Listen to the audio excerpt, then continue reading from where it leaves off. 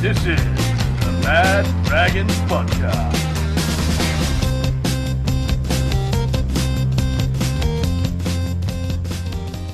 Well, g'day and welcome to the Mad Dragons Podcast. I'm just angry.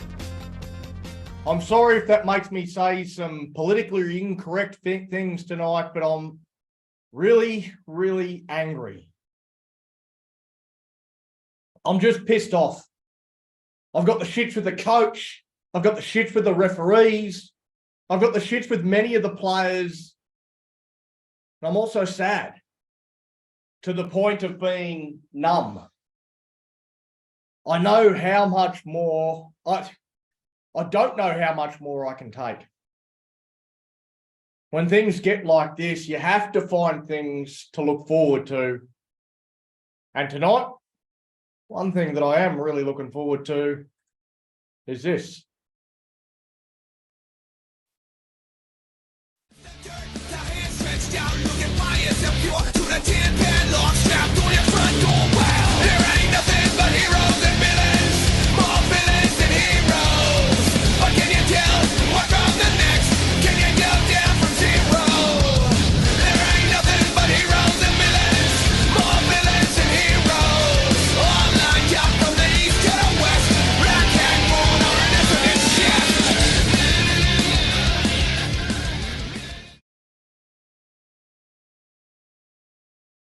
Yeah, thanks, Sonny. Word of warning, it's going to be a little bit of a long one. So first person I want to talk about tonight is Jack Bird. Now, Jack Bird's copped a lot of shit from this panel, for me in particular, for his complete lack of discipline and his habit of giving away silly penalties, running sideways and not doing much else. Now, he doubled down on criticism during the week by saying during an interview that fans don't know what they're talking about, a statement which he later retracted, presumably on the advice of someone within the club, saying that he got flustered and that he understands the fans' frustrations. Well, last night for mine, he was actually one of our better players. He made 15 runs for 150 metres, 31 tackles with 2 missed, I think, 9 tackle busts, and kicking what at the time was an important conversion. So for those reasons, he's gone from villain to hero. Now, I want to talk about a number of other people. Now, Anthony Griffin decided, for reasons known only to himself, to bench Bud Sullivan following his sin binning for a holding penalty by a referee who's clearly not up to the task, in Chris Butler, who made a clear error in sending Bud to the bin. Now, the situation was that Bund was underneath Kyle Felt with his arms clearly away from the play, and Tyrell Sloan was also tangled up with Felt. The decision to send him to the bin was therefore inherently incorrect, and for mine, actually changed the course of the game. Now, when you're chasing points, like we were after the Cowboys scored 3 tries in Bud's absence, the last thing you need is to bring on Slozer's Mbai. Now, Anthony Griffin, in his infinite stupidity, decided to do just that.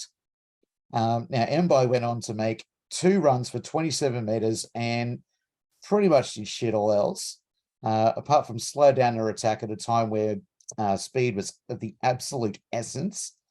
Now, his reasoning was that Hunt was getting tired, so I moved him back to halfback. So for those reasons, Hook and Chris Butler are 2 of the villains for this week. However, I'm not stopping there. I want to talk about the board for a minute as well. Now, the problem with the board, the way I see it, is you have a bunch of individuals who are clearly reasonably intelligent and well-educated, but apart from Ben Creagh, none of them have a footballing IQ higher than the average temperature of a fucking Wollongong winter.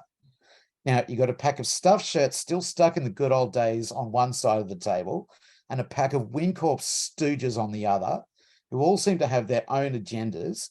And then there's Peter Doust, who should have been thrown out of the boardroom the same time that Wayne Bennett walked away, if not before. Now, why is this clown still making a nuisance of himself and getting in the way of things? Now, for me, there needs to be a major change to the voting process to a majority rules method for decision making instead of this unanimous stupidity where one member can effectively prevent a coach being signed solely by themselves. So for those reasons, Donny, the entire board also makes an appearance on the villains list of this week. Back to you. Well, I think you've lived up to the intro song. Definitely more villains than heroes, mate.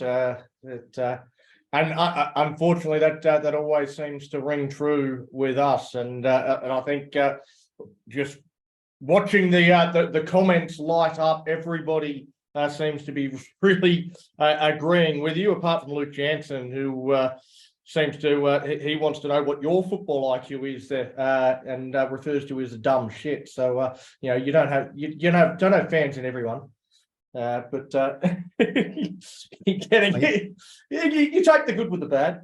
No, you're never going to get 100% agreement on anything, especially in Facebook land. No, and maybe he's the burner account for the board, who maybe he's the one of the board members that thinks that they're doing all the right things and just wants to have a crack at fans, as it seems to be in vogue at the moment. Just take pot shots at fans that pay their money and are actually the reason why any of these blokes have a job. But we don't know anything, so we don't deserve an opinion. No, I think you hit the nail on the head with everything you said there, mate. I think Muzzer says that might be Glenn Morton's burner account. He's making a comeback. I was literally just thinking that, actually. All right, well, we'll have a look at the Mad Dragons Vodcast Player of the Year, and I've got to be honest, it was tough to find points to give in this game, and I definitely had a few panel members that made my job somewhat difficult by refusing to give anyone 3 votes because no one deserved it. But eventually, I was able to pull those teeth and come up with our best 3. Chloe, you were definitely one that didn't feel like anyone deserved 3 votes, but your best was also the panel's best, and that was Jack de Belin. What did you like about Jack's game? With his try that he scored, the opening minutes I liked, and just the way he was, I felt that he was more in the game, and just how many meters he ran.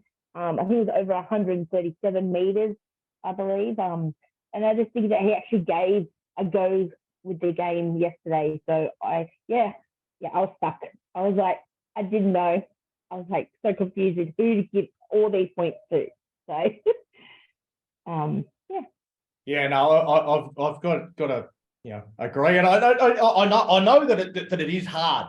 It is hard when we lose games, and you've got to give people, you've got to give someone 3, someone 2, someone 1, because when you lose a game, you feel like no one deserves a point, and then when we win a game, you feel like everyone deserves points. So it's always difficult to find a 3, a 2, and a 1. But I do thank you all for managing to do it every week. All right. The second in the voting, maybe he should have played more time at dummy half, but many did think that he was still our best in this game, and with 3 try assists, it's hard to argue. Big T, you had Ben Hunt, the 300 gamer, as the best. Tell us why you thought he was the best on the ground for the Dragons. Well, again, he made some dumb decisions on the 5th play, but that's been us all year. But other than that, he just all over the field. He was covering tackles. He was there every time to stop the Cowboys getting to our try line. But he couldn't do it all by himself.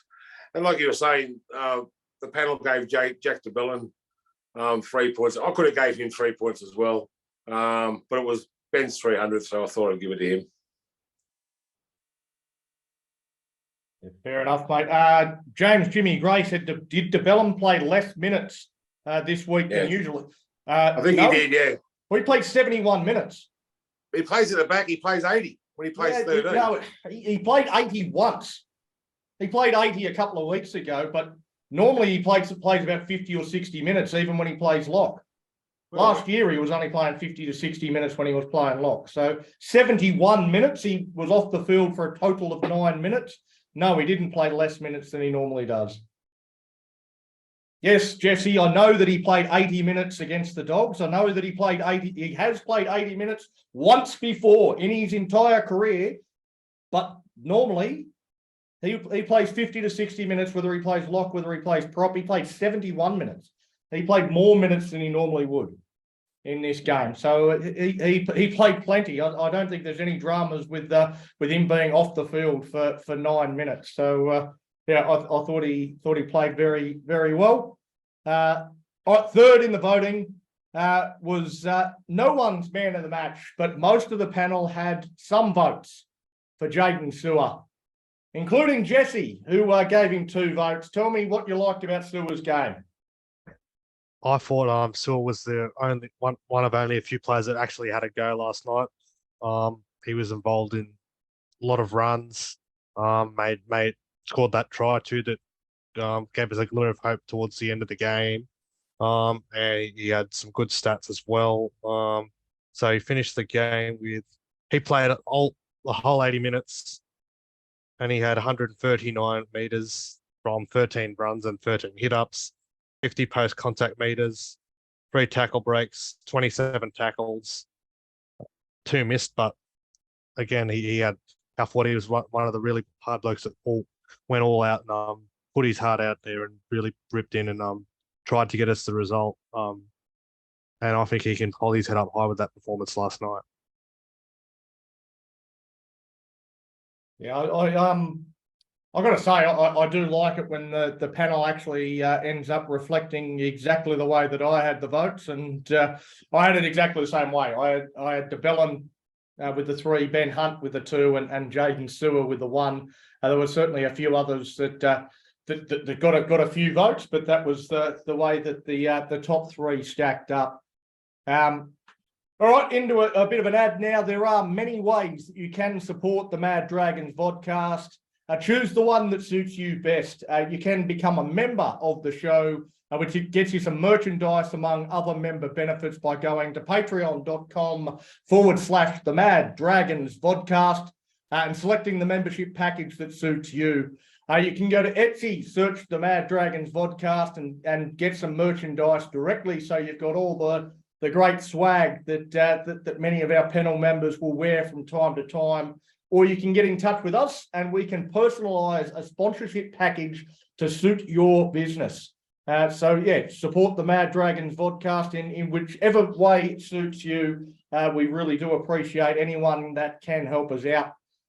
We move now into some moments of the match. Now, Muzza, I know you didn't actually get a chance to watch this game with work and Mother's Day commitments, and happy Mother's Day to all the mums out there that are watching, and anyone out there that's got a mum. If you haven't rung your mum, maybe jump off for a couple of minutes and give her a call.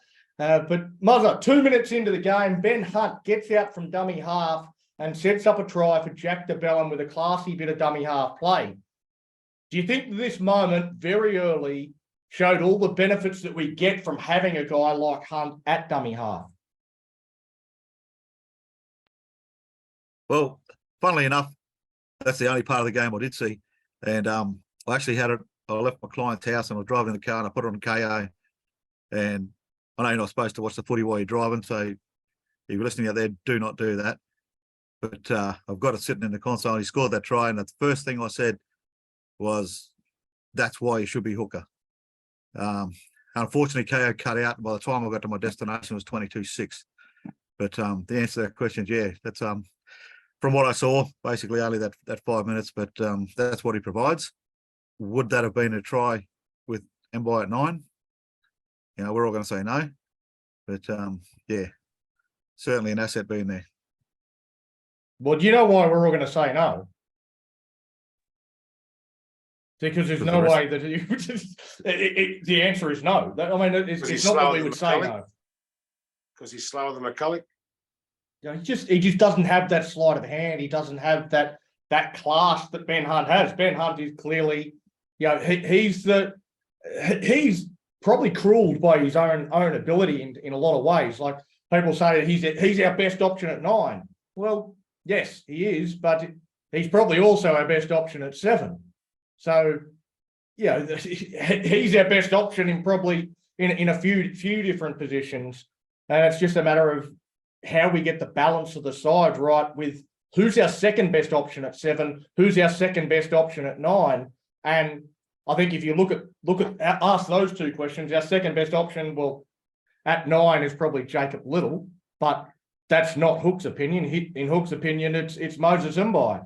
And Moses Mbai at 9 versus Jayden Sullivan at 7. I think that's an easy question. I think that's one that just about every Dragons fan would answer. Who's the better option? If you're going to go with that second best option, Sullivan at 7, leave Mbai on the bench. Like don't use him at all. Would be the better way for the Dragons to go. But very, very frustrating the way that it does play out. Big T, you got something else to offer there?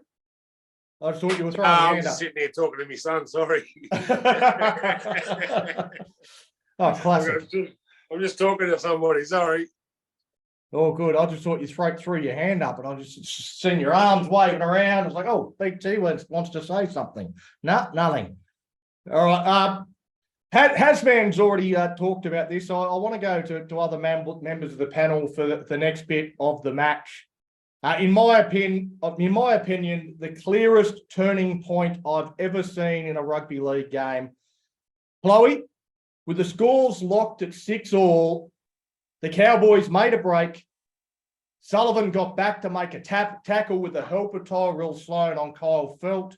And with Sullivan trapped on the bottom of the tackle, the Cowboys got a penalty and Sullivan was sent to the sin bin. First of all, what were your thoughts on the sin bin? It was a bloody joke. I didn't think it was even sinnable. Like it was just he was stuck. Even the commentator said he was actually, I think, Felt was holding his legs, making him being stuck there. So I just thought it was very unfair. So really, and it cost him the whole game. He didn't even come back on. Like I was ropeable. Yeah. Well, Hasman, I'm going to ask you a question I already know the answer to, and maybe throw you under the bus a little bit, but why didn't the Dragons challenge this decision? Because according to Chris Butler, they weren't actually allowed to. I did see Ben Hunt approach this idiot Butler with that exact intent, and it was basically told by the referee, no, you can't challenge it. I'm buggered if I know why, but that's the ruling that Chris Butler's come up with. So basically, just we didn't challenge because we weren't allowed to. Yeah, 100% correct. I mean, Sullivan straight away said, challenge that. Ben Hunt went straight up to the referee, said, I want to challenge it. And Chris Butler sort of pulled Hunt aside and explained to him, he said, holding down in the tackle is solely at the discretion of the referee on the field, and the bunker is not allowed to rule on it.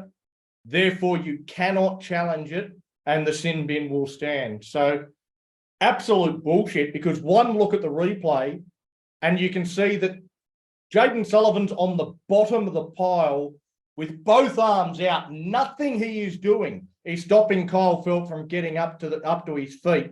Nothing Sullivan did warranted the sin bin. One look at a fucking replay and they could have come up with the correct decision. They could have come up with a better decision than something that did completely change the course of the game. From that point, Big T, the Cowboys scored 3 tries in that 10-minute period. I don't know if Big T's listening. There he is. Oh, I'm just sitting here talking to my son. I'm sorry. So from the moment Jayden Sullivan got sin binned, the Cowboys scored 3 tries in that 10-minute period with Sullivan in the bin. Yeah. Do you think this was all down to the fact we were down to 12? Or would the Cows have run over us in that period regardless, do you think? I don't know if they would have got 18 on us in that period. They might have got 8 or 12 maybe.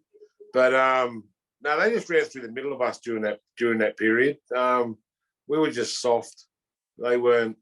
I don't think they were any better than us. We were just soft in the middle. We were soft belly, mate. Couldn't get the just soft. Yeah, I think what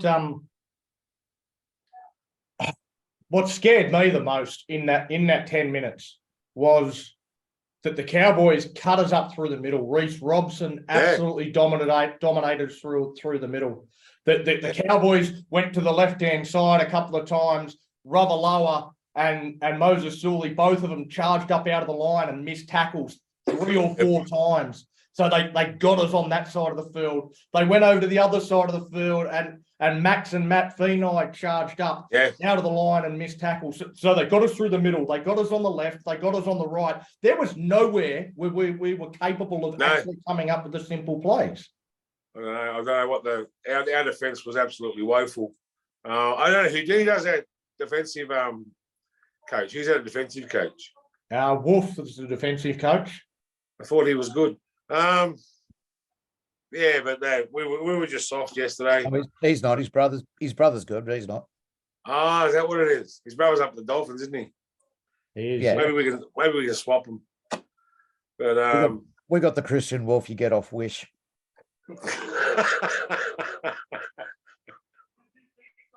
yes, and I've ordered many of them. Yeah, I want to know why you're ordering Christian Wolf off Wish. What do you That's want? right, yeah. Isn't that 50 Shades of Grey or something? Hey? If you say so. I don't know. I mean, it felt like we missed about 1,000 tackles. I mean, It looked like too. Are you surprised we only have officially 25 missed tackles according to the stat sheet? That's got to be wrong. I don't know. I might go back and watch the game and count them myself. Yeah, I thought there was 25 in that 10-minute period at least. Yeah. So yeah, I just had a look then because I thought it was going to be up around that sort of 40-50 mark again. 40-50 mark. Yeah, I haven't had a look. I haven't had a look today. Yeah. All right, Jesse. Bud Sullivan's 10 minutes in the bin is up, and Sullivan doesn't come back on the field. Instead, he's replaced by Moses Mbai. What were your initial thoughts when you saw Mbai coming onto the field? I thought, what's he doing? Why is he bringing him on? Well, he's never brought anything good to the team. And what's he going to do? Like, we were behind 22-6 at that point of the game, and he was not going to be the player to get us back in the game, or at least a sniff of a chance of getting back in the game. Had to be Bud once he returned from the bin. Many people are speculating that Griffin has singled Bud out for the sin bin and blaming him for that. Maybe as a punishment. I don't know if he's, but even the commentators singled out that it's probably they're dumbfounded why Bud wasn't brought back onto the field. Mbai's way too slow to get out. He's probably the slowest hook in the NRL, to be honest. He's too slow to pass out a dummy half. He can't have forwards running onto the ball because of that, and that really slows our attack right down. Bud was our best player last week against the Tigers, and by a long shot. And he's probably one of our better attacking players. And yeah, he spends the rest of the game on the bench. And then yeah, it was very disappointing to see the way Bud was singled out. Looks like Hook was putting the blame game on him, and yeah, I really feel for Bud. Well, Steve Longdon suggests that Hook is not putting the blame on Bud, but rather trolling the fans at this point. Do you agree with that point of view? Yeah, I can see some where he's coming from there. Like, I think Hook knows he's gone, but I think he wants to take the club down with him. Yeah, no, I honestly cannot. Like, as soon as I saw him on the bench coming on to replace Bud, I thought, what the fuck is he doing? Like, why would you do that? Sullivan's played 19 minutes. and you're going to pull him off the field, and worse than that, he never put him back on the field, never gave him another chance. Like, the whole point of starting Sullivan at 7 is to give him 80 fucking minutes at 7, you dumb shit. Like, what the fuck? It does not make any sense. Didn't make any sense whatsoever. And as soon as I saw Mbai coming onto the field, I thought, that's it, we're done. That's the end of the game. I was so excited when I saw that starting lineup, the changes that Hook made pre-game. I thought, well, he's made a lot of the right changes. He's made a lot of the changes that we've been screaming for. And then 20 minutes into the game, he completely goes and fucks it up and becomes Hook again. Now, Jesse, you've got further to add? Yeah, like a few of you guys have touched on it before, but he claimed that Mbai is a good defender. That's why he brought him on, and Hunt was getting too tired to play at hooker. Like, that's no reason to hook Bud. That's not his fault. Like, he could go to 9 for a little while. That wouldn't hurt. Maybe switch it up a little bit. But yeah, Bud's still our best attacker, and Mbai is probably one of our worst defenders. I don't know what games Hook's been watching all season, because we're much worse, especially with Reece Robson, his speed out of dummy half, and most Mbai has anything but speed. Everyone said that's probably the most dumbfounding thing he's ever done as in his time as our coach, and I tend to agree. Like, when we were still a fighting chance too. I think it was at about we were coming back at some point, and yeah, they still questioned why Spud was still off, and yeah, and Hunt gets tired to play 9, yet he will play long minutes there in State of Origin and for Australia, but he won't do it for his own club. Like, yeah, again, it was a game 300, but again, he can still perform well at 9. Yeah, like, this isn't on Hunt. This is all on Hook. Ben Hunt didn't go over to the sideline and say, mate, I'm getting a bit tired. Can you move me into the halves? This is just Hook seeing what's happening out on the field and making a decision for Hunt. And it's not Moses Mbai's fault either. Moses Mbai gets told what to do by Hook. And I thought Moses Mbai actually had a decent game. He came up with that brilliant one-on-one tackle on Jermaine Tanoa-Brown. Saved a certain try. There's no way in the world that Moses Mbai was going to stop him in that situation. Comes up with a brilliant one-on-one tackle. Came up with a one-on-one strip in a dangerous situation as well.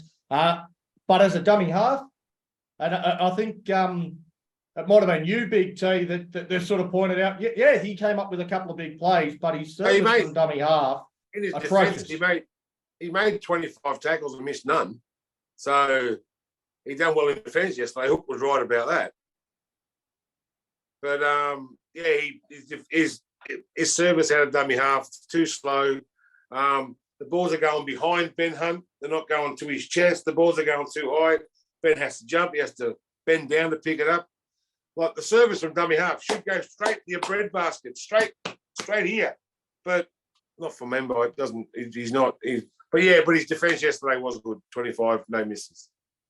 Yeah. No, as I say, I think he did a few decent things.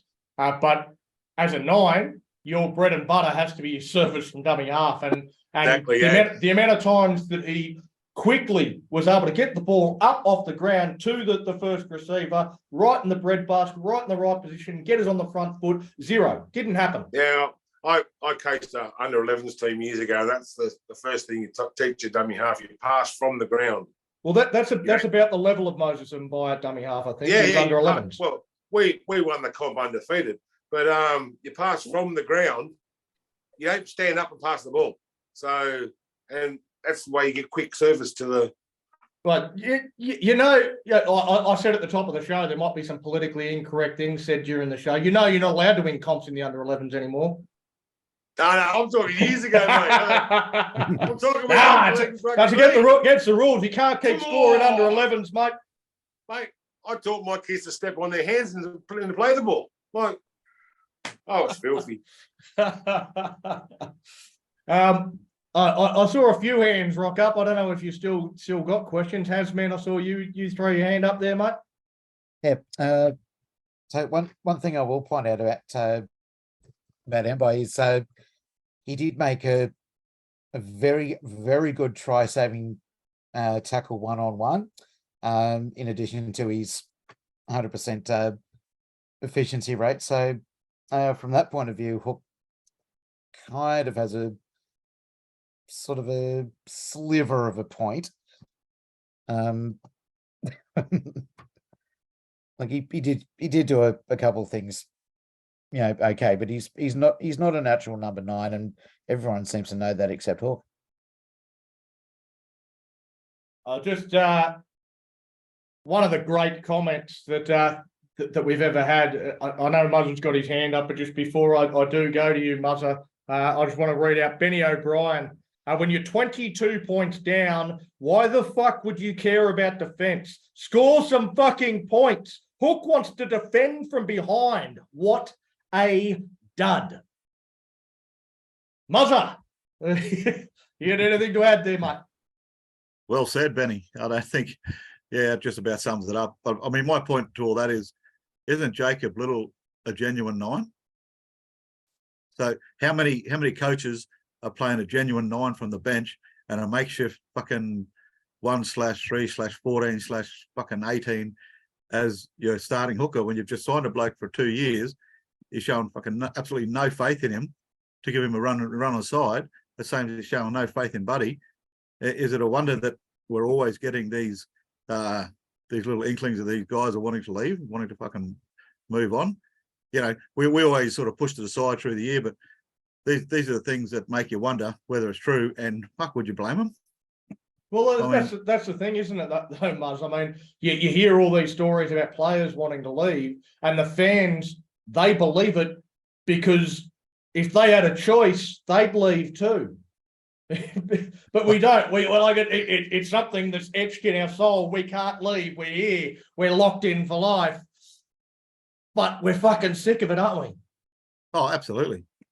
It's just mind-boggling. I'm glad I didn't watch it. Normally I'd go back and watch it, but yeah, obviously I was busy today. But I've been told by several people just to save my sanity and give it a miss. Yeah. No, I mean, does anyone honestly think that Tyrell Sloan would be fullback right now if there was another option? Well, it depends on who the other option is. There is another option. There's Trey Stewart, there's Paul Turner. There's a few other options that the Dragons have, and Tyrell Sloan's definitely the best one. He could do worse. He could Maybe, chuck but Mbye there. Yeah, but if Cody Ramsey was available, there is no way in hell, even if Ramsey has, 12 consecutive shockers in a row, he is not going to drop Ramsey for Sloan. I don't agree with that. I think if Ramsey had 12 shockers in a row and Sloan was killing it in reserve grade, that he would drop him. I mean, he's only picked Max Fino because he pretty much had to. Well, he didn't have to. Well, if you're going to drop Lomax, who the hell else is, realistically, going to come up? No, exactly. I mean, if he's going to drop Lomax, that was his only option. But if he's going to drop, like, why would you drop Sloan? What did Sloan do that was so terrible? Don't ask me. Ask Cook. He's the one that keeps fucking dropping him. Well, he hasn't dropped. He hasn't been. Tyrell Sloan hasn't been dropped. Not this year, but you have a look at last year. He had one crap game, gets dropped, comes back, has another, not brilliant game, and gets fucking dropped again. That's the coach. He doesn't support. That's going to do wonders for your fucking confidence, isn't it? Well, he just doesn't support the young guys. And look at Bud. I'm guaranteeing you that Bud will ask for a release if he continues to coach, which is so disappointing, because if he's not going to get the support from Hook, then he will go and find somewhere, and that's another junior that is going to go, and that's what pisses me off. Well, I don't know. I don't think we've lost. I don't think we've lost that many juniors. I don't think we've had that many juniors that we wanted to keep that we've lost over the last 4 or 5 years. There really haven't been too many that have actually left. Yeah, there's been a lot of people that have said it in the media that they want out. There's been some inklings that they want out, but none of the ones that we've wanted to keep have actually left. Yeah. Now, Jesse, Yeah, I was listening to the Manly Cronulla game earlier today on ABC, and they were talking about Jason Demetriou, what he did with Lachlan Ilias when we played the Dragons in Wollongong last year when he's hooked early in the game. And then they mentioned they linked that same thing to Bud when hooked him last night. And now Monday following that game. Lachlan Ilias got hooked in a game against us when the Rabbitohs were down 32 points to 4. Bud gets hooked when we're 6-all and we're going pretty well. I think it's an interesting comparison. Well, this is what he said anyway. He said that Monday morning following that game, like Jason Demetriou called Lachlan Ilias into his office and said, "Oh, this is what you've got to do. You're still my number one halfback. You're my halfback going forward. This is what you got to do going forward." And that's that. And the host of the ABC team actually said, "Well, I can't see Anthony Griffin doing the same thing for Bud Sullivan tomorrow." He doesn't see that something as that Hook would do, like giving him some confidence, instilling it. "Oh, you're still our halfback. This is what you need to do, but I'm backing you 100% that you're our halfback."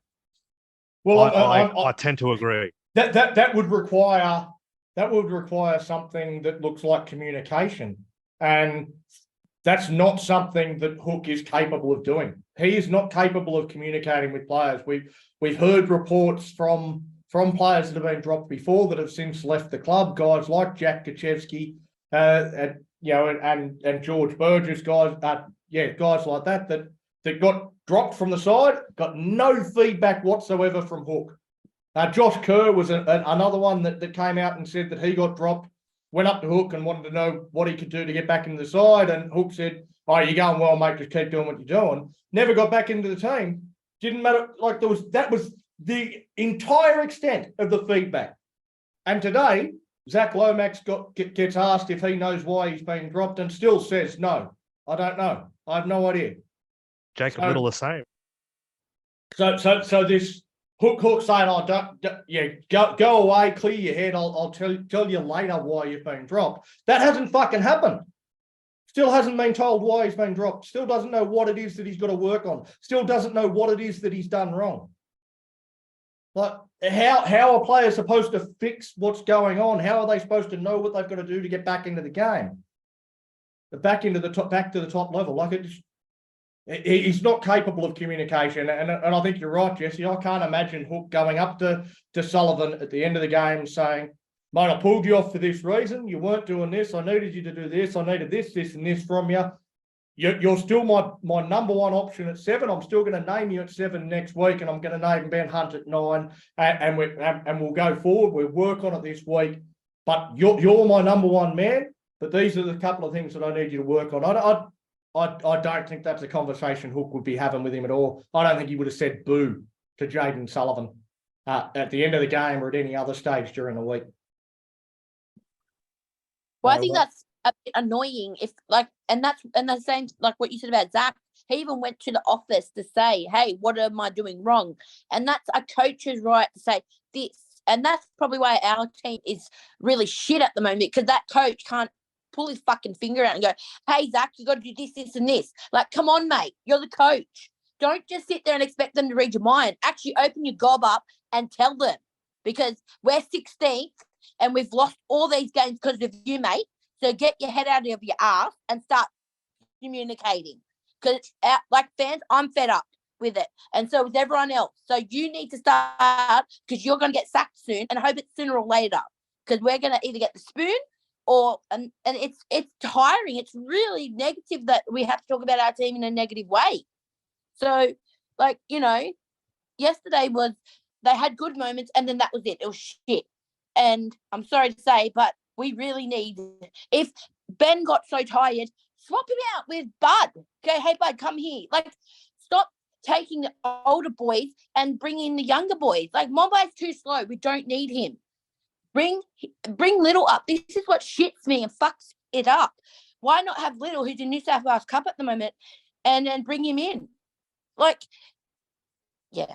Oh, I'm just fed up with it. Yeah, I think there's a lot of people very, very similarly frustrated, Kirko. Muzz, you had something extra to add there, mate?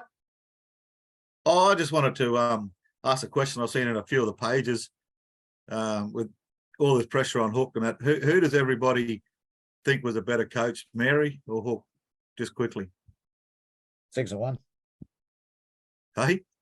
6-1, really. No, like if we had to have an answer, like If I had to have an Mary- answer, I'd say Hook. I think Mary- Mary's the Mary worst had a thing better that happened. win With, Mary was there 7 years. Like if Hook's there 7 years, who knows? Yeah, but Then, I think Mary, then I think we could make the comparison. Harry had the side he Yeah. wanted too. he did. Like that 2018 side, we had a big chance of winning that. well, Hook's got the side that he pretty much wanted now. He has. Yeah, it's not a patch Yeah. on the side Mary. No. Yeah. So Mary's record in his last 3 years significantly worse than Hook's record in his 3 years as coach. The last 3 years, Mary made the team worse and worse and worse and Yeah, worse every the year. longer he was there. So, Hook's done the same thing. So well, Hook actually improved them, and this year they've gone backwards. But Yeah. his first 2 years, he actually improved them. Yeah. Not Well, by much. under Mary, they'd always start the year well. Then they go, whoop. that's right. Stop. They did. Fuck, well, at least we're up there though. We We used to say, "Oh, we're the May Cup winners." Oh, we're- May grand finalists. Yeah, We're up there once. We're up there like 2018. A lot of people say, "Oh, that's Mary's legacy is 2018, the year where we started the year. We're in first position until over halfway through the year, and then we limped into the top 8, and then had one good performance in a finals game, and that's Mary's legacy. But I think that was an aberration, and the rest is the reflection on Mary for me. So I'd say Hook the better coach than Mary. Fair enough. I think I've outvoted on the in the comments. Most of them seem to be saying that Mary's the better, but I think there might be a bit of recency bias there because everyone hates Hook right now. On the radio today, they actually did say too, our last 3 coaches have been flops. The next coach we have has to be right, has to be the right man. And no fans will take any more shit. It's been 13 years of this. It's been 13 years of heartache. I asked the question during the week: does this new coach get a grace, or us Dragons fans going to demand results? Well, see, that's the problem though, Big T, isn't it? It's like you're right. Dragons fans, they're like, oh, we've been putting up with this shit for 13 years now. We've been putting up with it for 10, 15 years. We're not going to take any more.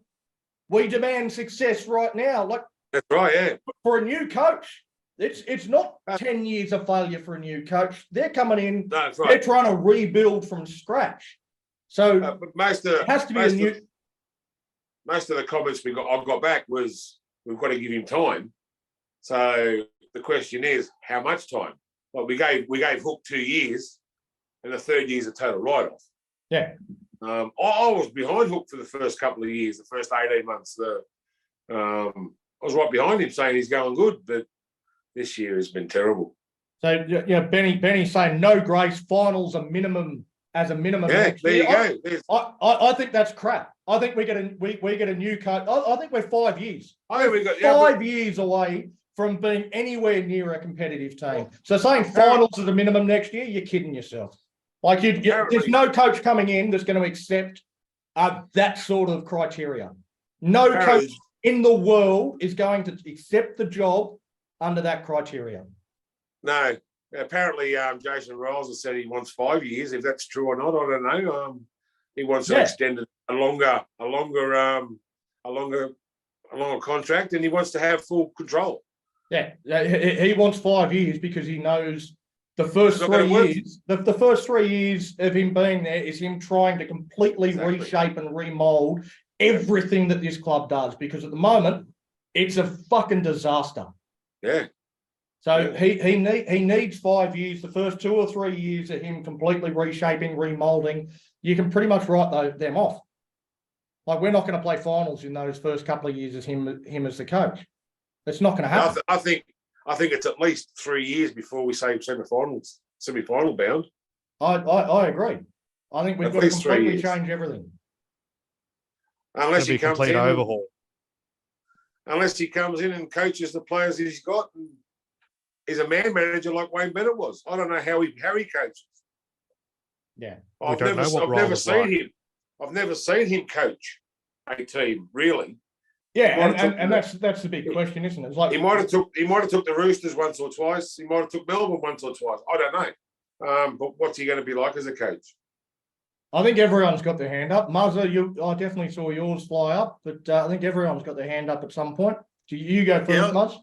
Yeah, right. I was just going to add that, we've got a team that we all thought was finals material, and most of our fans probably did too. And we're all saying it's a coach's fault. And I think, we're pretty right. 90% of it is. But if we get a decent coach comes in, what's stopping that team plus the signings that they bring in being a final side next year? Like, I know, I agree. I agree for 3 to 5 years for sure. But if it is the coach, that's the problem. And we've got a final squad right now in our eyes. Why can't the new coach come in and get us to finals next year? Yeah, I think you're pushing shit uphill. I think new coach has got to come in and completely change everything about the way that we attack, everything about the way that we defend.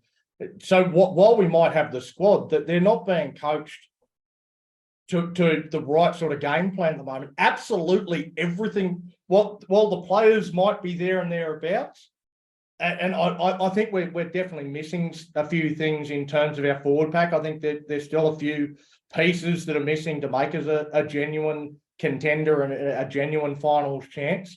But we've got to, for mine anyway, I think we've got to completely change everything about the way that we attack, everything about the way that we defend, and I don't think that happens overnight. I don't think that happens in one season. So while we might have the squad, maybe a coach can come in and change that, but I struggle to see how everything that is wrong with this place can be fixed in 1 year. I just don't think that's possible. Jesse? Well, yeah, I read so Gus was on the Footy Show actually today. They asked him about what his thoughts on. Actually, I've got this few little comments that what he said. I think he might be hitting the nail on the head here. So this is what he said. I think the club has got to put it to bed with the coaching situation. The club has got to settle down, make a decision on its future so everyone can get on with their lives. They look like a team that doesn't expect anything good to happen. They're not looking for anything positive. They look under stress. They look like there's a lot of things on their mind other than just trying to win football games. I don't mind their roster at all, and they should be doing better than they are. But there's no real leadership in coming out and saying, this is what we're doing. Like, what are we actually playing for? I agree. Like, what Tuesday they've got this more board meeting. People saying it's a special meeting. It's a regular board meeting. But from all what it's hearing, they're finally going to make a decision on the coach. But also hearing that they don't know, they have no idea who they want to be coach. Yeah. Just qualify a few things that I said, because obviously a lot of comments that are coming through on the chat. And in response again to you, Muzz, if we were to get a Wayne Bennett or a Craig Bellamy or a coach of that caliber, then yes, I think we could turn it around in one season. I don't think we're getting a coach of that caliber. I don't think a guy like a Jason Riles or a Ben Hornby or even a guy like Shane Flanagan or Des Hasler, even though they've got some experience, I don't think that they can turn us around in 1 year. If we get one of the best coaches in the world and manage to snag one of these guys, then I think someone like that could turn this squad into a winning squad in the space of one season. But I think in terms of who's actually available, who's likely to to come into the Dragons. I don't know that we're going to be able to turn it around in 1 year. Muzzer? Yeah, but if that coach takes over now, right now, does his bit through the year, does his recruiting. Like I said, my main point, look, I agree. I think, you've got to give them a little bit of grace. I'm not saying they've got to make the finals next year or that's it. But all I'm saying is if what we're saying is it's the coach, we've got the team to do it. If we got one of these decent coaches come in and takes over right now, you've got to say they're half a chance. Yeah, I mean, again, if they come in right now straight away and get the rest of this season to identify the problems and then an entire off season to try and fix it, then potentially, I guess that gives some hope to Dragons fans.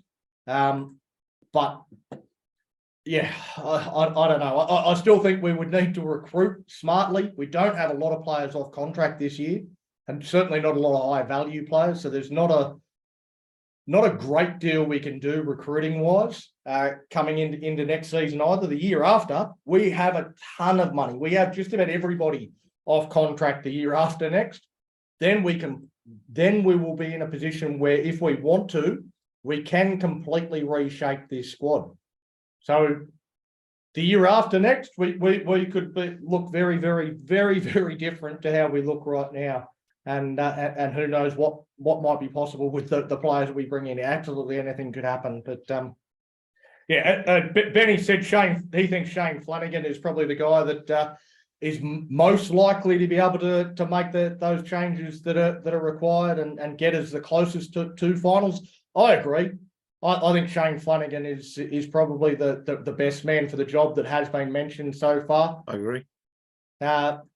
But yeah, whether he's going to be actually willing to come to the Dragons or not, whether he's going to get offered the job, he's got to get past Peter Doust, as we all know is a big stumbling block. So there's a few things standing in the way of Flanagan actually getting the job. Jesse, you've got something extra to add there? Someone's just actually asked me. Matt Lodge is coming off contract at the Roosters at the end of this year. And should we be one of the clubs looking at getting him, because we need a forward of his caliber, I think. Apparently they're looking at letting him we go. should be looking at him.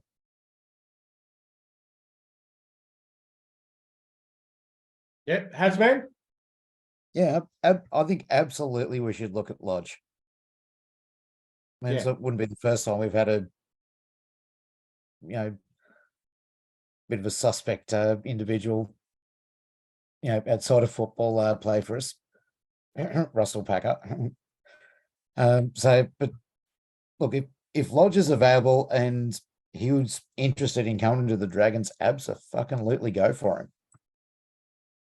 Yeah, I've seen the reported pay packet that Matt Lodge has been getting. What he got from the Warriors, and basically why he's quite happy at the Roosters taking next to nothing because of what he got from the Warriors. If he's expecting that sort of pay packet again, then he can get royally stuffed. Quite frankly, but in terms of quality players and what he can actually bring to our forward pack, I think that would be worthwhile. But it's got to be at the right price for me. Muzzer? No, I was just saying, I'm pretty sure I read somewhere today that they're looking at offloading him straight away. Not sure how true that is, but I did read that somewhere. There's something going on at the Roosters, isn't there? They really seem to be in a fair bit of cap trouble because reported they're trying to let Suaalii go straight to rugby union immediately. Also want to get rid of Matt Lodge as soon as humanly possible. I've got a feeling there might be more to the story, but we know that the Roosters they never breach the cap, though, do they, Muzzer? No? Let's sign Maria Hargreaves for next year. Absolutely not. Yeah.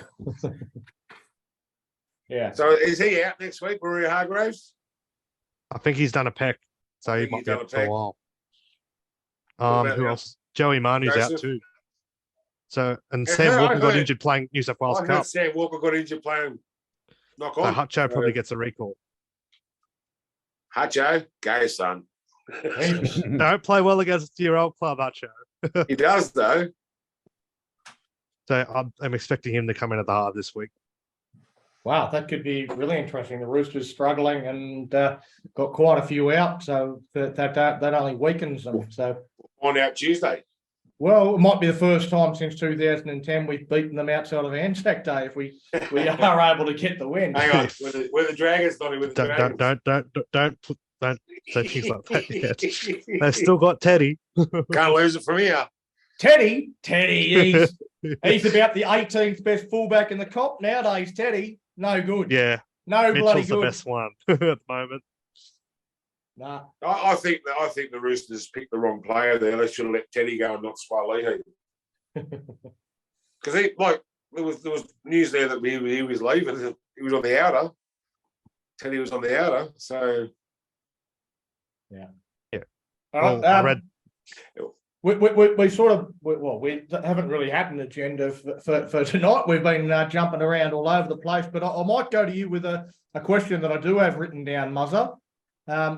You live north of the border. The Dragons stayed up in Queensland for the week after Magic Round, and I heard on Thursday that the Dragons were acclimatising to the conditions in Townsville by spending time on the Gold Coast. Fuck me.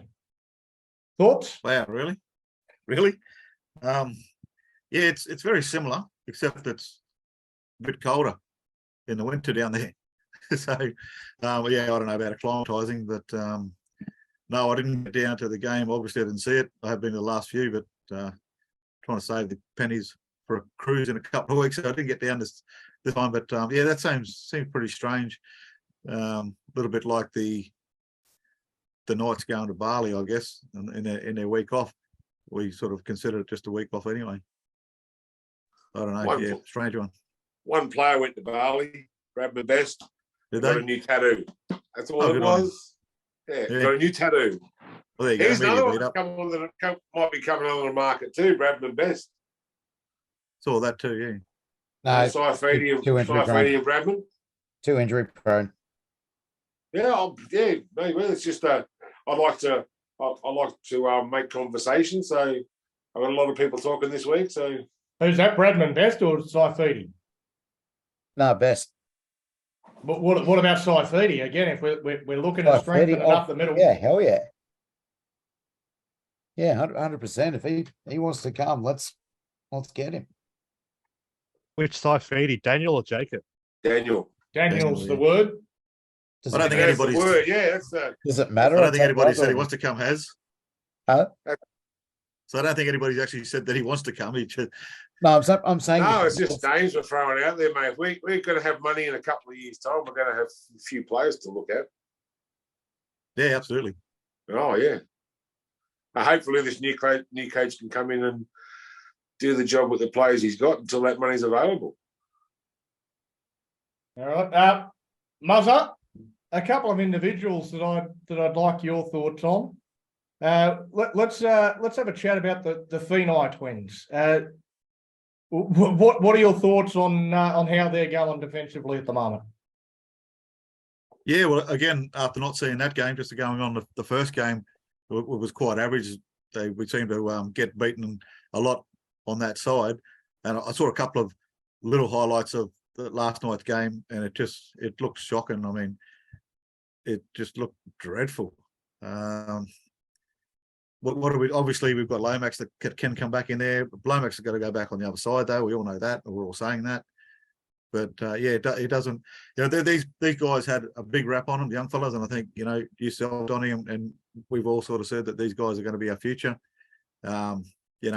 We've probably got a lot of question marks over a lot of them now, and now they've had that sort of time in there. Obviously, Max only had a few games, or Matt, I can't remember which one's which, but he's had a few games in there, and they probably just need another season. But can we afford to be given all these blokes, another season and a half to show us what they got? But the defense out wide is really a real problem. I say that defense up the middle too, but that's another story. Yeah, no, I always had my concerns as soon as Max got named in the centres. I had big concerns over him defensively. I've certainly seen a few times in reserve grade where he has been caught out and has had a few ordinary games defensively, and I've had big question marks on his ability to step up and play NRL in the centres. And I think we've certainly seen that over the last couple of weeks. There was one of the tries that the Cowboys scored, one of the Heelan Lukey tries. It was just it was under 10 stuff. Both the twins missed him. Junior Amone missed him, and he ran through all of them like they weren't even there. It was pathetic. It was not even close to NRL quality. It wasn't even New South Wales Cup quality. So I think there's some big concerns for me over both the twins in terms of what they're producing defensively, and I don't know whether we can persist with both of them on the same side of the field. Jesse, what are your thoughts? I tend to agree. Moga's available. He's back this week. I think he's a pretty strong defender. I'd look at him as centre. I'm not sure if Zach Lomax is ready to come back yet. He had a strong finish to the game, finished with 139 metres from 18 runs, and was one of the reasons why they won in New South Wales Cup today. But going forward, with the back line that the Roosters have, they've got some quick outside backs. We can't afford to be and with a bloke like Tedesco running that way, if he gets a sniff out there on Friday night, he can really burn us at his best. He can really burn us, and that's going to send trouble that way. He would have been watching that. Yeah, not just this game, but games going forward. If they continue with that combination, they'll be torn apart by these better sides. Because you look at our draw going ahead, we've got the Roosters, Souths, the Dolphins, and Penrith, and they're tough games coming up. And all wins, mate. All wins. In the comp will burn us on that side of the field.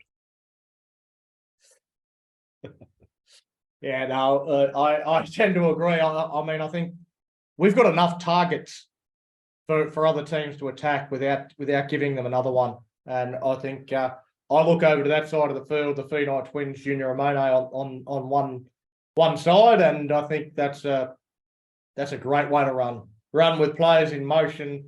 Isolate any of them. You don't even have to isolate them. Get a 2-on-2 situation, and you're a 90% chance that one of them will miss the tackle. So it's a great target for teams to run at, and really does put us under an immense pressure. Hasman, Moses Suli, he did a couple of good things, but it's fair to say he had an absolute shocker. What were your thoughts on Suli's game, and do we again need to make changes there at all?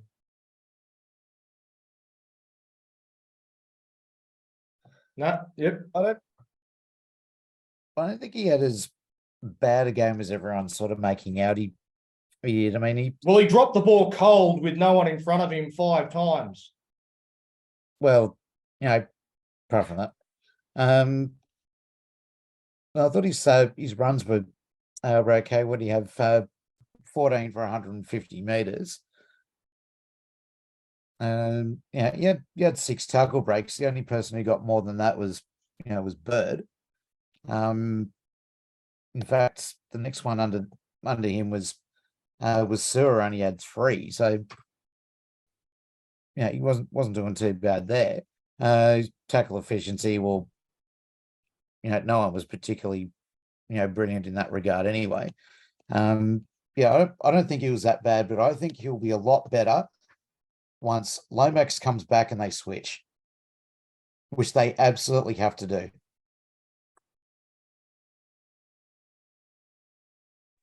Yeah, you talk about tackle efficiency. He missed 5 tackles. And that was again rushing up out of the line, mostly on Drinkwater, rushed up and missed the tackle. So allowed the Cowboys to create space. I thought it was a terrible game from Moses Mbye. The entire fucking back line was doing that. Yeah, and again, I don't understand why people like some people on the panel gave Ravalawa points. Ravalawa made one tackle. I think he missed 5 and had 3 ineffective. Like he had 9 attempted tackles and he only made 1 of them. It was not a good performance. I think there was a lot of issues from Rava. He ran the ball well. He returned the ball well. That was about it. But other than that, the amount of mistakes that they came up with defensively does not warrant him being considered in the top 3 players for us this weekend. For me, I thought Sully was ordinary, and once again, we come back to that same thing. It all comes back to Hook. Sully has not been the same player since he switched over to that side of the field. Switch him back to where he's more comfortable. Bring Lomax back into the side where he's more comfortable. And amazingly, I think you'll see a lot of things change with the way the Dragons are going. I think as soon as you get the two of their best attacking weapons are Moses Sully and Zach Lomax. Last year, they were 2 of our best players. I don't understand why Hook thought that it was necessary to reinvent the wheel and change these guys around. Like it, I don't know. I think it's completely shifted things. Muzza, you've got something to add there? Yeah, just real quickly on the Lomax thing. Did he play on the left in reserve grade as well? I read. Yes, he did. Yeah. So, is that Hook's input with that? Do you think, or you would think so? You would think so, wouldn't you? So if that's the case, what I'm thinking is he's got no intentions of switching him back. If he's put him back to reserve grade and told the coach to leave him on that side, he's got no intentions. Otherwise, he would have put him back on the other side and seen how he goes. Yeah, so that to me was there either. Well, that to me just says that regardless of what we all think, it's not going to happen. Well, he kicked 2 from the sideline, Jesse. So he had one from next to the post that he missed it completely. He missed his first 2, but then grew in confidence and kicked 3 from 3 in the second half. So he got better as the game went on. I'll say that. Yeah, that's what the commentator said too. Well, I think his general play got better as the game went on as well, and general play and his goal kicking seemed to go hand in hand. But he kicked 2 from pretty much out on the touchline, 2 in a row to So I think saying that his goal kicking wasn't any better. He missed his first couple. They were shockers. Hit the post with the first one. It was very close. The second one he didn't strike all that well, but then nailed a couple from the sideline at an important moment in the game as we came from, what was it, 22 to 6 down with about 15 minutes to go. Yeah, Alex Lobb kicked the goal. What was the go with that? Sorry? What I noticed Alex Lobb kicked the goal from one of them. What was the go with that? Did he change him or something? I don't know. I saw that on the score sheet as well, but watching the game, I didn't notice that. I thought it was Lomax, but I could be wrong. So it might be an error on the score sheet, but so all it takes for the kickers is to nail those couple from the sidelines, and he could be back. That's all it takes. Just get his confidence back. But running on that side, that's a bit of a baffler. Yeah, I don't see that. But I agree with you, Muzz. It's not something that the coach is looking at changing. And so long as Hook is the coach, it's not going to change. And it's the same as many other things that need to change, have to change. If the Dragons are going to turn their season around in any way, shape or form, everything that needs to change at the moment isn't going to change as so long as we keep the coach. We have to get rid of the coach. That's the only thing that the Dragons can possibly do at this point in time to allow those changes that need to happen. Hook is not going to make them. His intentions are clear. Right, Chloe, Junior Monet, there's certainly a few questions coming through about him and his effectiveness at 5'8". with Hook's obsession with Moses Mbai, is it similar with Junior that he's just going to keep him at 6 no matter how badly he performs, no matter how many better options there are, or do you think that there is some chance that he's the guy that drops out of the team to make way and allow Sullivan to get more minutes in the halves? It's a very good question. I think, well, he didn't play very well on the weekend. So I think, maybe he can be dropped and let Sullivan in, or, I just don't know, because he's been very quiet being the number 6 of like a few games. So I think, I don't know, what else could he play? A wing? I don't really know his position, so apologies. What else could he play instead of like 6? Could he be like a winger or a centre? Well, he has played centres at NRL, but he's either the 6 or he's not in the team. Oh, Or he's not playing. He could play 14. He has played 14 before and come on and played 9. But again, his defence is a big question mark.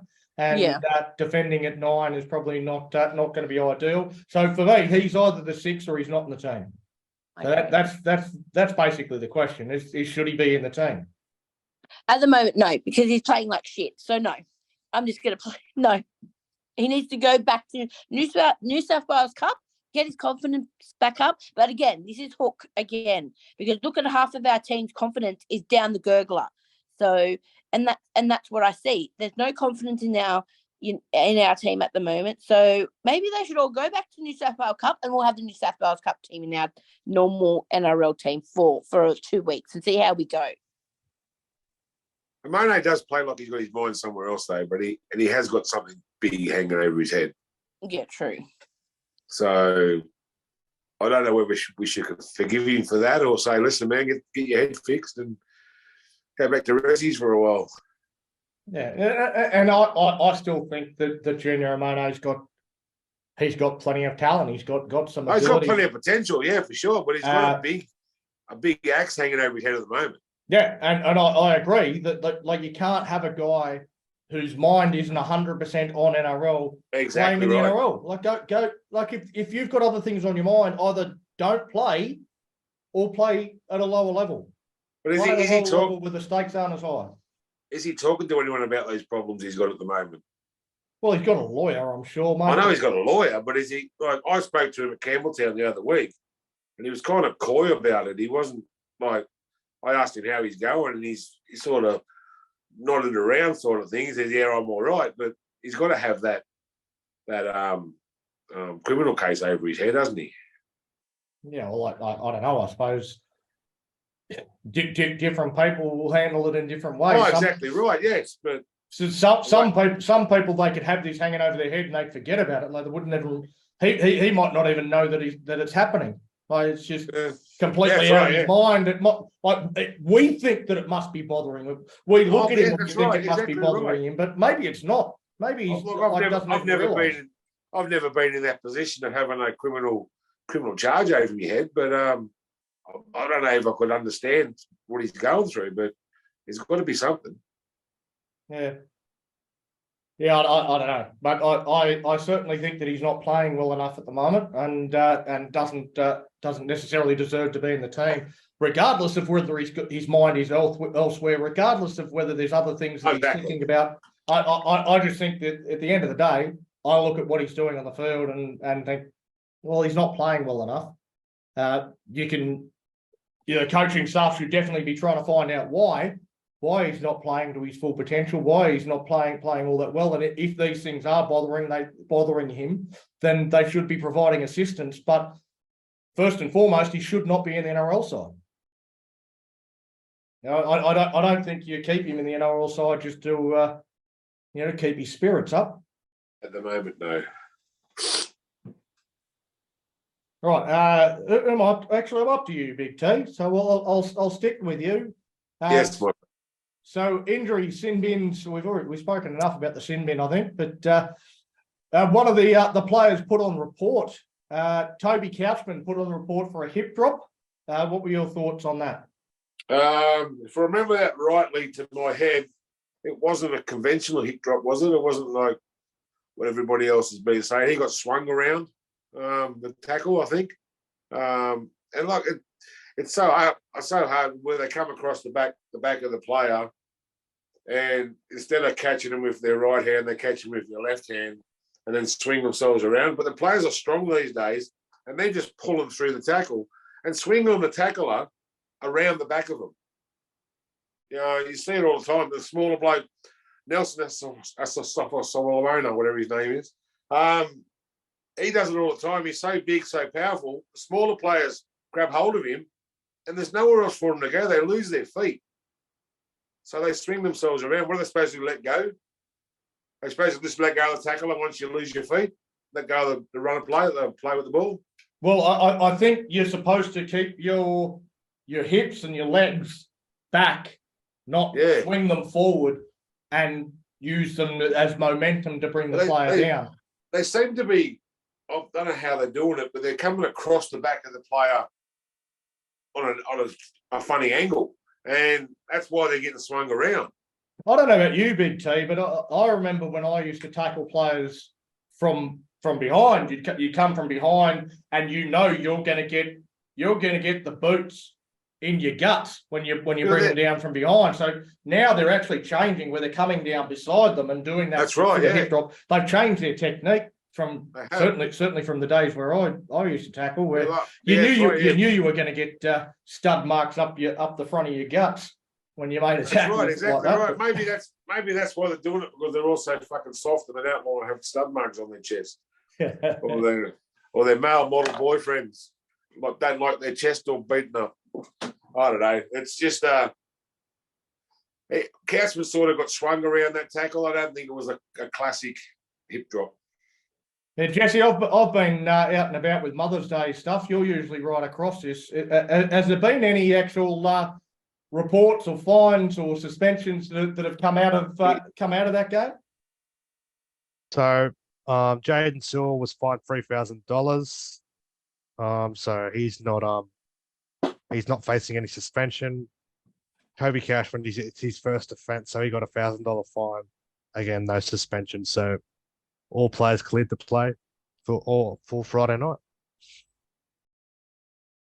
Oh, fantastic! I suppose that's some semblance of good news, given all the bad news the Roosters are copping. I'm sure we all feel desperately sorry for the Roosters and their current plight, given we've lost 6 in a row. I'll play my small violin for them. Muzza,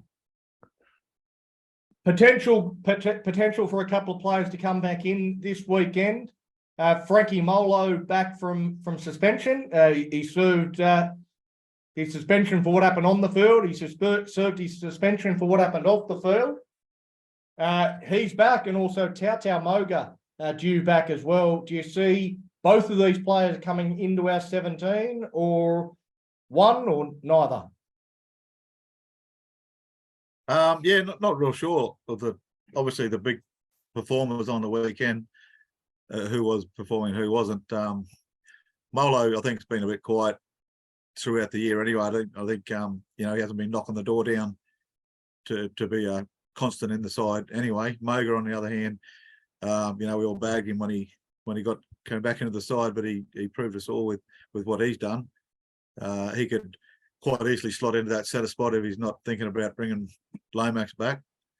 I think if he comes in, that's probably where he'll have to go, because I don't think, unless he goes on the wing for Fianai, but I wouldn't be dropping wing Fianai before centre Fianai. If I can get Max and Matt right, that'll make that sound a lot better.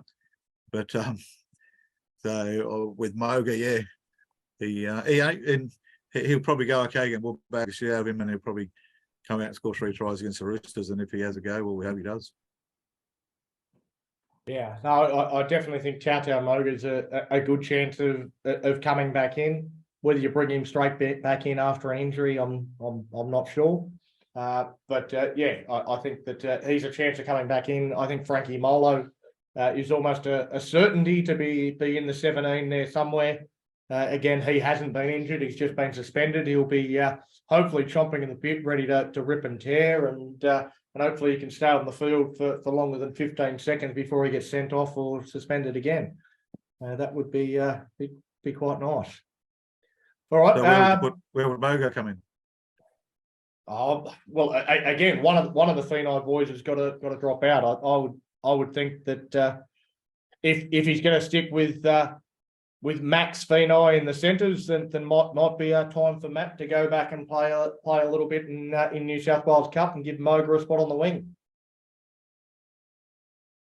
But again, I'd be making about a dozen different changes. I'd be bringing Lomax back in and switching sides with him and Sully and putting Sully on the other side. I'd have Moga coming in on the wing. I'd have both the Phenai boys back in reserve grade. So I'd be making quite a few changes to this team. Is Hook still the coach on Tuesday? Well, I mean that's a big question. Probably. They don't have the board meeting till Tuesday. They'll name the team before they have the board meeting. So Hook will still pick the team. And they got that fan forum on Tuesday as well. So. Straight after the so they've got a board meeting, they've got a fan forum. I don't see them making the change before then. They haven't made it yet. They haven't made it today. And then we have our VOD. Are we going to find anything out from the meeting itself? The board meeting or the forum? Oh, sorry, the forum, or even both of them, like the board meeting as well. The forum. Are we going to get instant answers from that, or are they going to go back to the panel and ask those questions again? Well, I was at the one last year. If it was any indication, all they went through was Ryan Webb mostly talking about how much money we've made, how many spots we've got on our roster, all about that centre of excellence going in at the university. Ben Harron was talking about the football, how they get players in their junior systems ready to be prepped for the NRL once they're ready. And then they don't really talk about much on the coaching situation. Like last year, Hook was at this forum. This year, he's not. Maybe he's choosing not to go.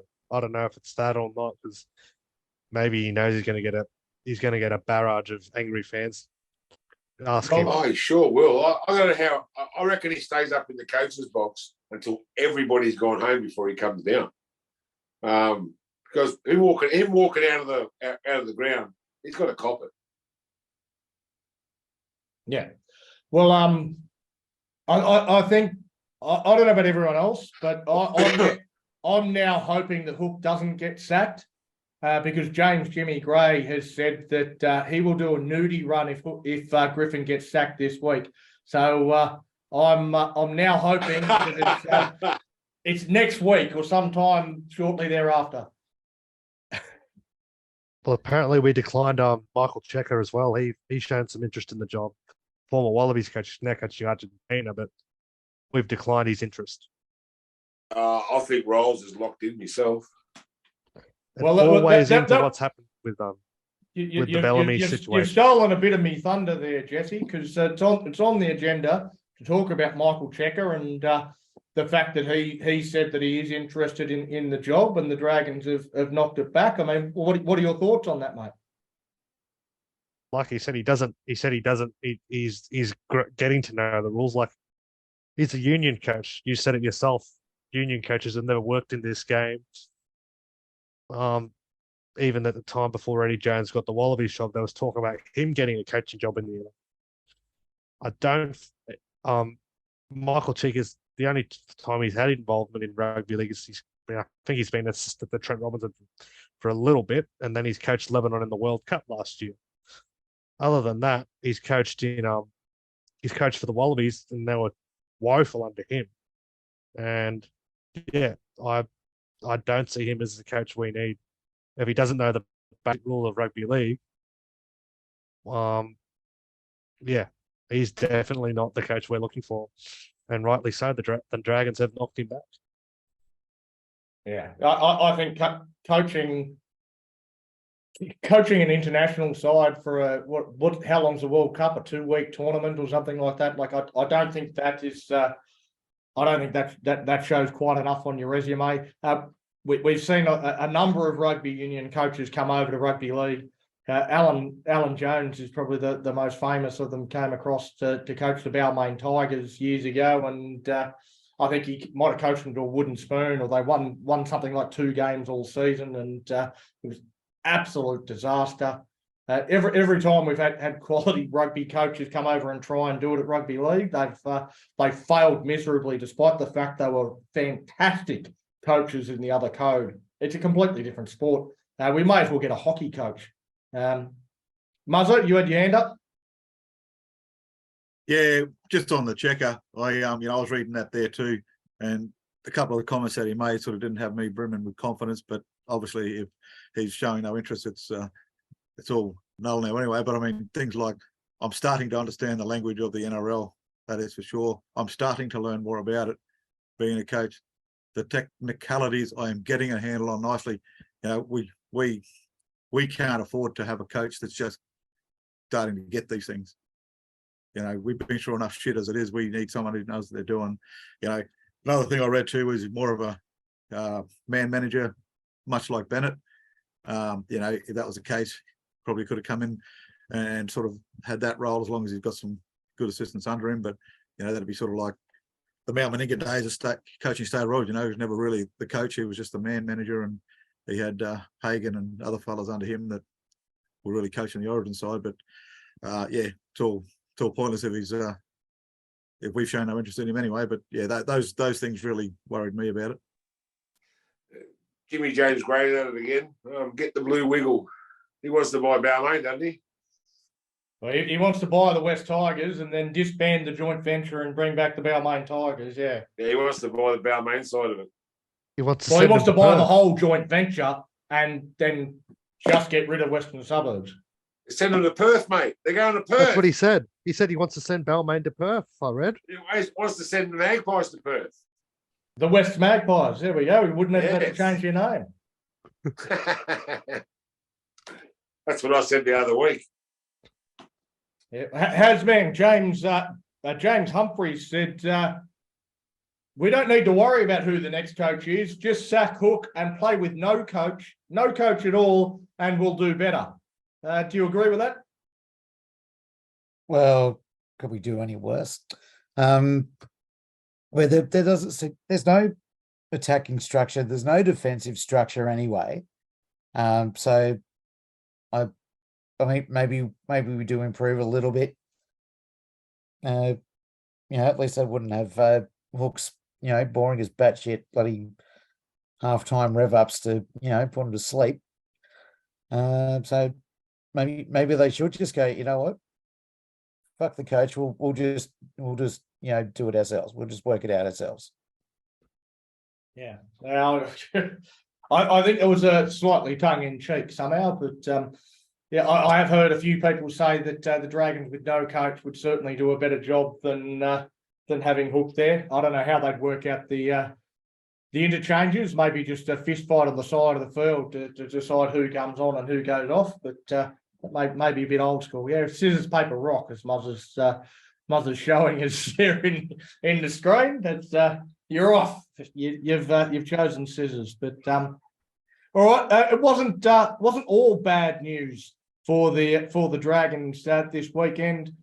We did have a couple of wins in the lower grades. First of all, with our New South Wales Cup side coming from behind, down 26 points to 8, with about 10 or 11 minutes to about 10 or 11 minutes to go, and they managed to come back to win that game. Scored a couple of tries at the back end. Zach Lomax grabbed a try. Sione Finau with a double, and with just a couple of minutes remaining on the clock, Jacob Little dived over to score a try. Little had a fantastic game once again in this contest, and scored the match winner to give the Dragons a 26 points to 22 win. Jesse, I know you watched a little bit of this game, but I mean, despite the fact we're playing the team in last in the Newcastle Knights, they have beaten us earlier in the season, and to be fair, our halves pairing in this game makeshift at best, and we still managed to find a way to get a win. So it's something positive to take from the weekend. Yeah.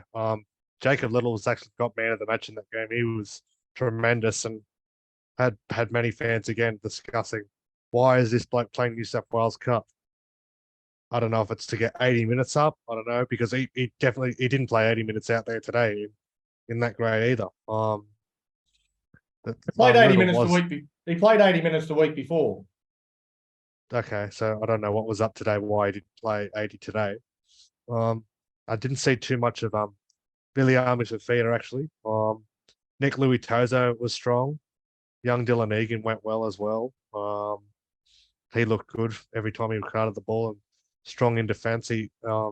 Newcastle looked certain to score once, and then he was in there to hold him up, and he looks like a promising young player. I think he's a future first grader.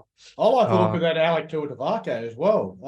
It was the first full game I've seen him play, and obviously coming off the bench, but he's a big boy. He seems to find his front and gets good quick play the ball. So it was again his quick play the ball that allowed Little to score that last try. Yeah, like a lot of people say, he brought that good impact off the bench. Ryan Cashman was also strong. Love to see him up there playing with his twin brother Toby, as well as Paul Turner looked better, and then Trey Stewart, he looked good in moments. Oh, Trey Stewart, he's a very good player, very very good player. But Zane Musgrove very quiet.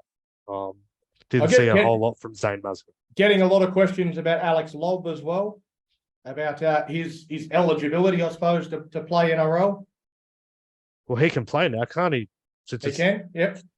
Whether or not he does, I don't know. I don't see him playing with Hook's still our coach. It's going to be interesting, but good signs that they got away with that, because they were down 22-8. They could have easily put the cue in the rack and said, "Oh, we're done," but they fought hard and got back in the game, and that was back off the performances of Lomax and Little. And I think, Little showed why he's playing the reason how he was playing in first grade, and I think he's done enough to earn a recall next week. Whether or not, if he does or not, it's a completely different thing. But if I was to say that, I wouldn't put my money on it, to be honest. Having him back in the side next week, the way Hook thinks. Big T Jackson's data in the coach in the comments is just reminded me of another thing that I was incredibly pissed off about. He says Billy Burns for captain coach. Is his comment, but it just reminded me that Hook dropped Billy Burns just before kickoff. That's the reason we lost, wasn't it? Like, really, Billy Burns would have made the difference. I've liked Billy Burns for a long time. I like the angles he runs. I like his defence. His missed tackles are just awesome. That's what happened. Yeah, Billy was dropped. That's why we lost. Yeah, no, that was the turning point before kickoff. I know. Hook fucked up again. Yeah. I just looked before that they said let Hunt and DeBellin captain coach the team as well. I was just thinking back. The last captain coach was Wally Lewis, wasn't it? Wally Lewis for the Gold Coast Seagulls. He was. Yeah. And they didn't get too well when he was captain didn't do too well, no. No. It must be pretty hard being on the field trying to work out your interchange plays, it's pretty hard. And running the team as well. I used to do that playing touch football, but running the team. But we've got quite a few playing coaches over here in the local comp in Western Australia. But we've got a few over here too. A lot of the coaches play and coach as well. So. They usually have a manager on the sideline that actually does the interchange exactly. on game day. But, he'll give the ideas out. He'll say, "This is what I want to happen, and this is how you're going to run it for me." So. It's all good. Jesse, you want to be captain coach, mate? No, I've just been looking in the comments. But Bud Sullivan's just jumped on and started watching. Oh, buddy. How you going, mate. Bud? We're with you, mate. We're all pissed off you weren't put back on either. Well, hopefully he stays around for longer than 20 minutes. No, it was, we It go shouldn't have been sin bin, mate. It shouldn't have been Oh, sin it bin. was- That was bullshit. bullshit. Yeah, sin bin. 100%. It was very hard watching you on the bench last night. Yeah, Oh, you, very, very you should hard. have, you should have been out there trying to get us back in that game. The best attacking player. Yes. Yeah, well, I'm sure you're not telling him anything he doesn't already know, but I doubt that he'll Hang be up able there, to mate. comment on that at this particular moment in time. But having a in look there, at the Jersey Flegg result was also positive. And again, it was a come from behind victory for the young Dragons. Down 20-12 at half time, they fought back with tries in the second half to Ben Rumble and Cooper Roberts. A really strange thing in the way this game actually flowed. The Dragons led 24 points to 20, and the Knights took a penalty goal to make it 24-22. Not exactly sure why they would do that. Maybe they weren't exactly sure what the score was, and they thought they were levelling it up. But in any case, Loco Junior Pacific Tonga scored the match winner with about 12 minutes left on the clock. And got the Dragons home with a 30 points to 22 win. So a good win for the young Dragons coming from behind. Phoenix Vetnabui Affinity and Lycan King Togia scoring tries in the first half for the Dragons as well as they beat the Knights. So it's a very young under 21s team. A lot of players playing up from that under 19s competition earlier in the year. So the Dragons, trying to mold a lot of young blokes into first graders by getting them to play against older players. So they're not necessarily going to get the results every week, but as we spoke with Matt earlier in the year, the idea is not to necessarily win Jersey Flegg premierships or SG Ball premierships, but mold players into future NRL players, and that's exactly what it is they're trying to do here. So great that they were able to get the result, but it's fantastic that the boys are all developing quite nicely. So a good win for the Dragons in the lower grades. Always nice to see the boys doing well, Muzzer.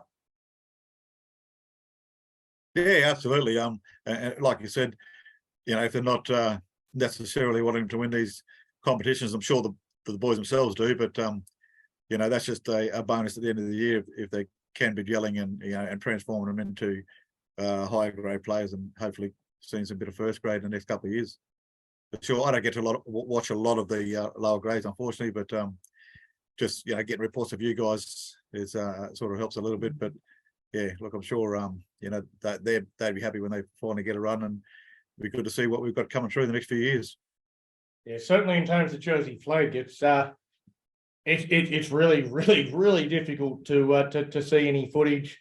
It seems rare nowadays that they even put highlights up of the Jersey Flegg games, let alone getting to see games on New South Wales Rugby League TV. It's not the easiest competition to follow, unfortunately. But we follow along, we have a look at the scores, and we see how players are doing. We get reports from a few people that do manage to get along and see the games, and we certainly appreciate getting them from anybody that is able to get to games. I know, Jesse, you get down to them from time to time. We've got Stephen Bates that goes to see quite a few games as well, that jumps in and lets us know how everything's going on with the younger Dragons as well. So obviously you living up there, Muzzer, and me living in Western Australia, it's difficult to really closely follow the young'uns, but we certainly do. We'd love to be able to follow it more if the club and the New South Wales Rugby League would provide us a bit better access. But good to see them getting a win and hopefully improving their position on the ladder. Now, all right, just about everybody's dropped out now, so we might call it a night there, boys. But it's Muzzer. Just a quick one, yeah. You're talking about being up here. One of the young blokes I do a bit of work with plays in the local comp here, and we've actually got Josh Dugan playing up here at the moment in the comp, playing for Ivanhoe's, I believe. So the next Friday night I've got off or whatever, and I'm going to take the young fella down and have a bit of a look too. So yeah, Josh Dugan's playing up this way. Oh, fantastic! It's always great when you get a former NRL player that goes back to that sort of league and chips in and helps out. I know when I was up in Darwin, we had guys like David Peachy and Nathan Blacklock came over and played a few games for South Darwin, and South Darwin were the team that was winning the wooden spoon every year. So when those two fellas turned up, it was always really good. And of course, Mother, you've got your debut of your new podcast tomorrow as well. So maybe promote that a little bit. Yeah, so just going out a little bit solo there, catching up with some of the old legends of the game. Muzz's League of Legends podcast there. Starting tomorrow night, talking to Chris Close, Choppy Close, is going to drop in 7 o'clock tomorrow night. On I'll slip the what do you call it? The bloody link into the comments there. Anyone wants to jump on the page and have a listen to Choppy, and I've got quite a few coming up in the next couple of weeks. So yeah, good to jump on and listen to us having a yarn. As the guys that were on here, we had him before the Dolphins game, and he just loves the yarn. So, and he loves telling the story. So really good viewing. Yeah, no, that'll be a hell of a lot of fun, mate. Yeah, really looking forward to seeing how you go, and I guess I suppose that's the beauty of the Mad Dragons podcast, isn't it? Is you said yourself that you weren't real confident in sort of getting on here and chatting on a video feed and all that sort of stuff. At first, you didn't sort of have that confidence, being able to come on and have a chat with us. You've sort of grown that confidence to the point now where you feel like you can go out and run your own show and do your own thing. So that's fantastic, mate, and I'm really happy for you. Yeah, no, thanks for the Mad Dragon podcast, giving me that confidence. But yeah, I've I met a few of the blokes over time, like we all have, and I worked in pubs for years, so I've got a good rapport of a lot of them. And like I said, Choppy, I know Choppy quite well. We had some sessions, quite a few sessions in the bar, and he's a good laugh and loves to chat.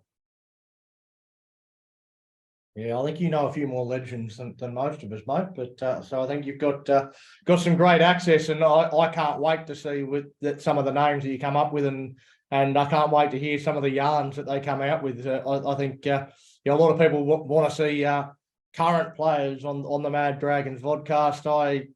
I couldn't give a stuff about current players, honestly, on the show, because they've all got to toe the party line and say the right things, and they can't say what they really think. Whereas these older blokes that are long since retired, there's a few stories that they can't tell you still, but yeah, there's still a lot more great yarns that they can get out there, and will be a great laugh.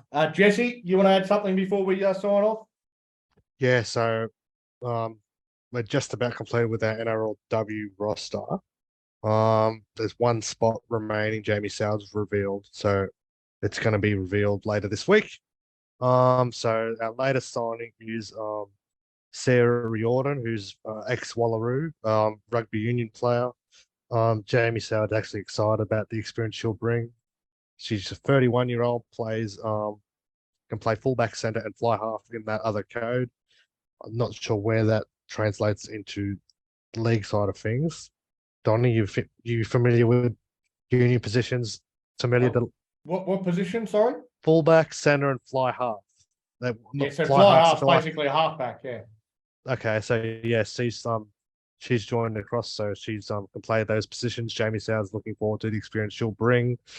She's played 10 tests for the Wallaroos. This from the Hunter Valley of New South Wales in Maitland, and yeah, so she will be joining us in a couple of weeks. The last player that Jamie Soward announces is she going to be tied up in his basement with a sock in her mouth? Because the last one in the car park, it just there was a few people commented that it looked a little creepy that he just sort of taken a selfie with somebody in the while she was trying to run back to a car. Yeah, I don't know what it was, but yeah, as you said, like he's trying to make every one of the players feel welcome, and I don't think it's really worrisome where he takes the photo as long as he gets that selfie with his new signing. Last week, I didn't mention it. I haven't mentioned it for a couple of weeks, but Yeah, Taylor Curtis is the latest player we signed as well a couple of weeks ago. So she's the player that was the first victim of the CBA negotiations. She suffered an ACL injury. Been playing touch and go with Cronulla. So yeah, but she won't play at all this year. But she signed a 2-year deal, so she is part of the squad, but she'll be here for 2 years.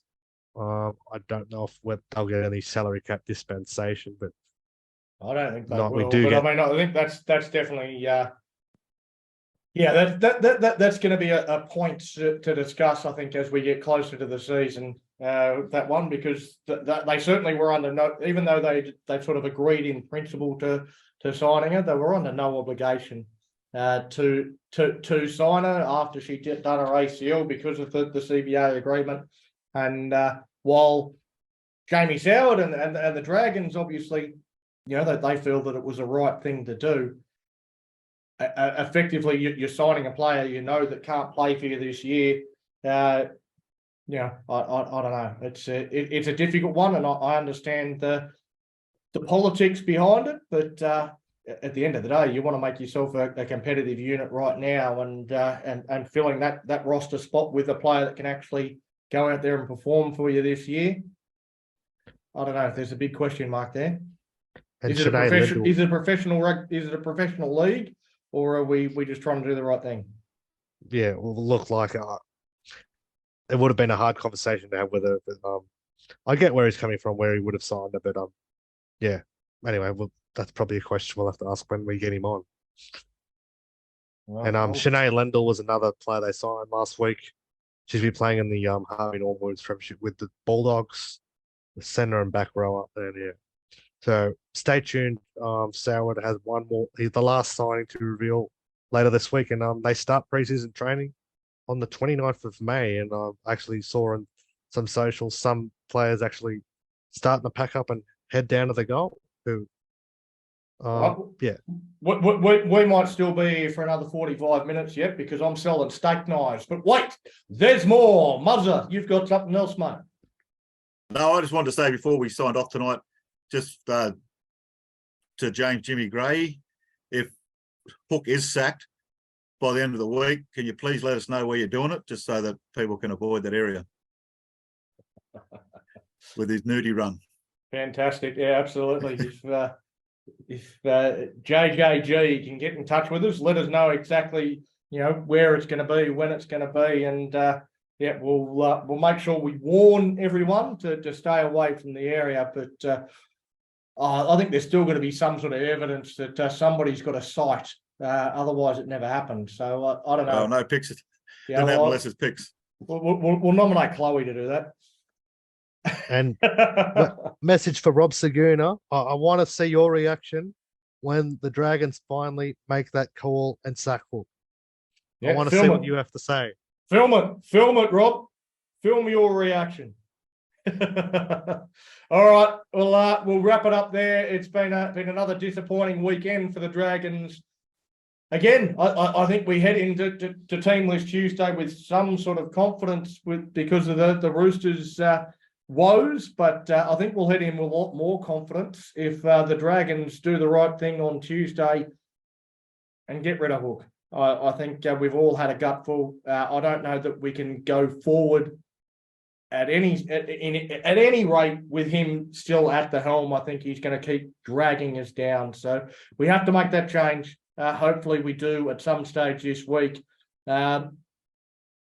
Although we don't want to see James Jimmy Gray do the nudie run. So I don't know, I'm torn. Anyway, catch us on Tuesday night as we preview the game against the Roosters. So come on, Dragons fans. Fire up! Fire up. Fire up. Cheers, guys.